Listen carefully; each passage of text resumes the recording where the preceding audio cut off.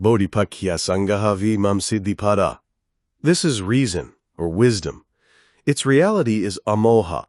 When we studied Citasika in the second chapter of the first book, we learned that wisdom associates with 47 types of consciousness. But here, it takes only 17 types of wholesome consciousness. What are the 17 types? Wisdom associates with the 4 types of Mahakusala Jnana Sampayutta, right? It also associates with the 9 types of sublime, rupa and arupa, wholesome consciousness. That's 13 types of consciousness. Plus, there are the 4 types of Magasitta. We call these 17 types of consciousness by the term wholesome Jnana Sampayutta. They are accompanied by wisdom. Their reality is amoha. When this is present in supramundane consciousness, it is called iddhipada, or accomplishment. When we develop our mind, our desire, our effort, our thoughts, and our wisdom to the highest level, which is supramundane consciousness, we call it iddhipada. When we practice meditation, we develop bodhipakya samgaha, or the factors of enlightenment. We experience the 4 satipatthana, right? We experience body, feelings, thoughts, and mental objects. We also experience samapatthana. We try so hard to gain enlightenment. We put forth virya. And there's also iddhipada. We have desire, effort, thought, and wisdom. But, as I said, there must be a strong decision to develop this iddhipada. If you're still attached to your body, if I practice too hard, maybe I will injure my body and I could die. You cannot gain enlightenment. You can't be concerned about things like this.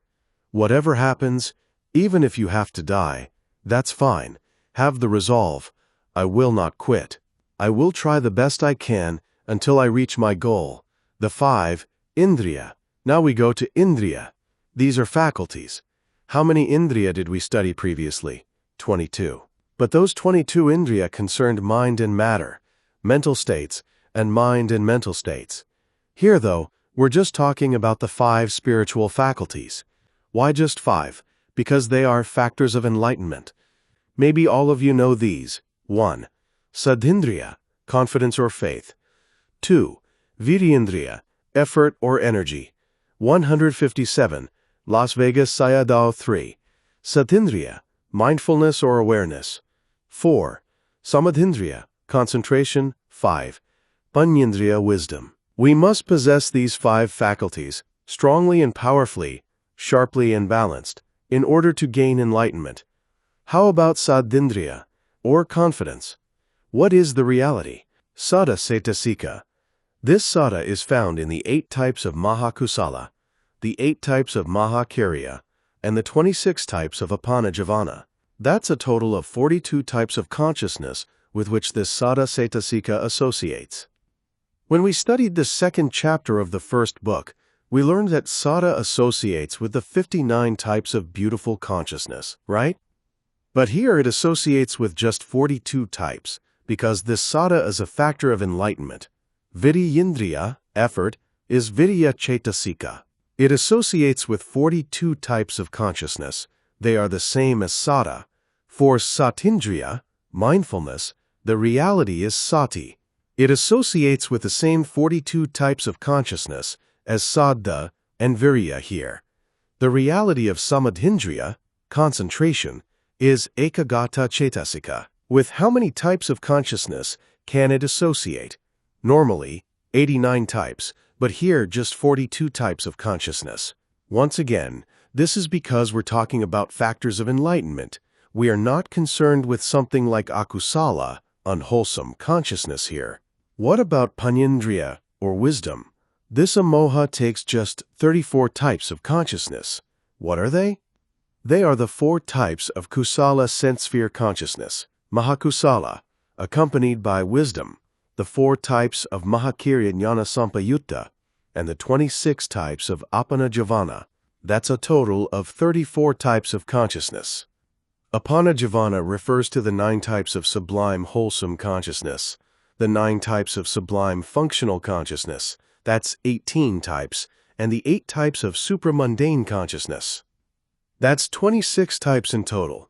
So wisdom can normally associate with 47 types of consciousness, but only 34 types here. Please remember that saddha, virya, sati, samadhi, and panya here are not normal saddha, virya, sati, samadhi, and panya.